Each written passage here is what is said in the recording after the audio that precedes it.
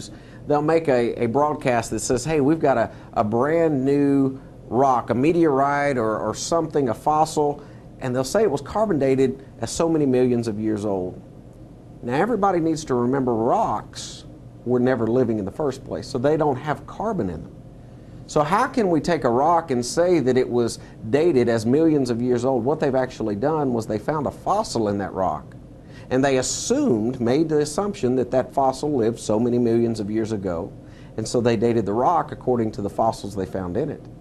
The problem is they then use circular reasoning and oftentimes dating those fossils according to which layer they were found in them. Well, when you've got the matter related to the age of the Earth, we want to stress the fact so that nobody forgets that time is of the essence when it comes to this issue. It's the one thing they have to have. Without time, there's no room for evolution. But let's start looking at some of these, some other examples, not associated with radiometric dating, but some other issues and matters, discoveries and things of that sort that, from a scientific perspective, show not an old Earth, but a young Earth. How about examples with ice cores? We hear a lot about ice cores today, especially in the time where the mainstream media is trying to push an agenda on global climate change. And the idea is that we can measure time by taking a core sample and looking at the light and darkness of those cores. For instance, the light areas would represent summers where the snow had melted, and then the cloudier areas would represent winters. And so, kind of like counting rings of a tree, supposedly, we can measure time. The only problem with this is there were scientists who were looking for meteorites and on one of the poles, and as they were dragging their metal detectors across, as they were using instruments to try to find these particular meteorites, they discovered something, all right. It was a P-38 airplane buried below in the ice. Now, that particular airplane, P-38, used in World War II, was buried 250 feet down. They took an ice core sample to figure out how deep it was, and lo and behold, if you do the math on that particular core sample, that plane landed in that spot roughly 1,200 years ago. And yet we know today P-38s weren't created 1,200 years ago. So, you know, is it possible that a method that we use for dating, ice core technology, represents not really an accurate science, but maybe there's a case of where you have a spring thaw and then a refreeze and then a thaw again? Kind of like the rings on that tree, are we sure each ring represents adequately a single year? And the answer obviously is no. Yeah. Let's. What about population statistics and yes. taking those numbers and looking backwards? A great example of how we can date the Earth and the fact that numbers don't lie. We know approximately how many people are on the Earth today. We've been taking the census long enough to know that there's roughly 6.4 billion people. And we also know, according to the census, that about every 35 years, the population doubles.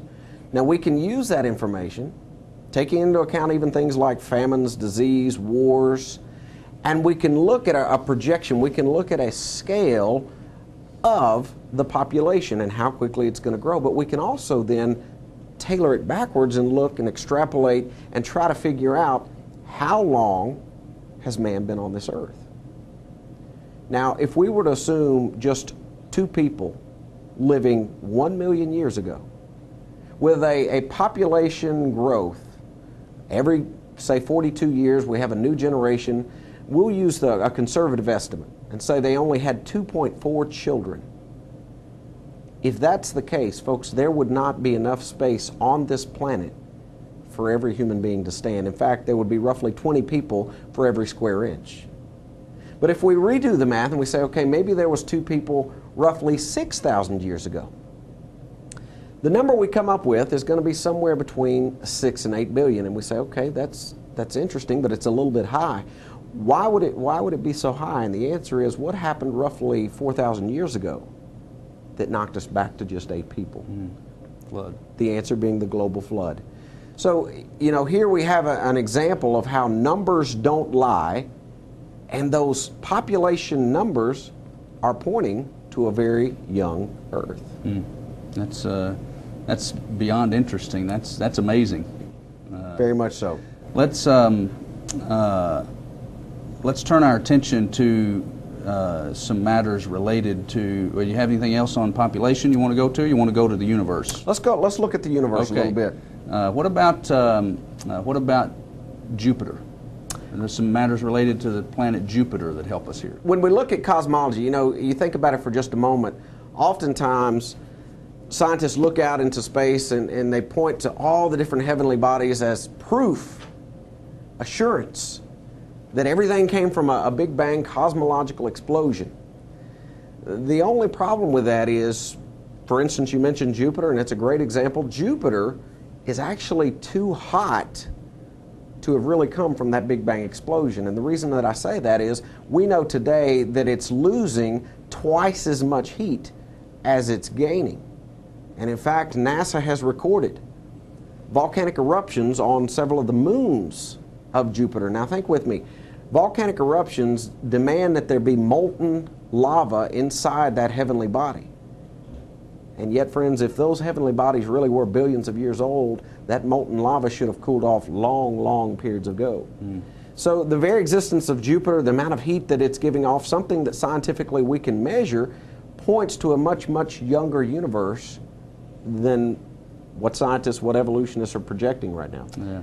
We could also look at the moon. We know, for instance, the moon is regressing away from the Earth at a constant rate every single year. Now, the question becomes, all right, if we know that, if we can measure that scientifically, then what is that saying if this Earth really is 4.6 billion years old?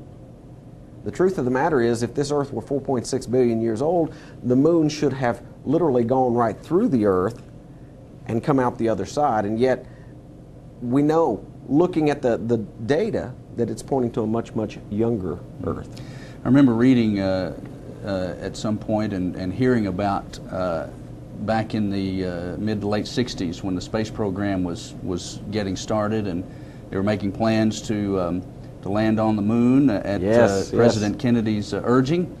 And there was some concern about landing on the moon because they were afraid that the dust, the moon dust, would be too thick, too deep to do that safely. That's right.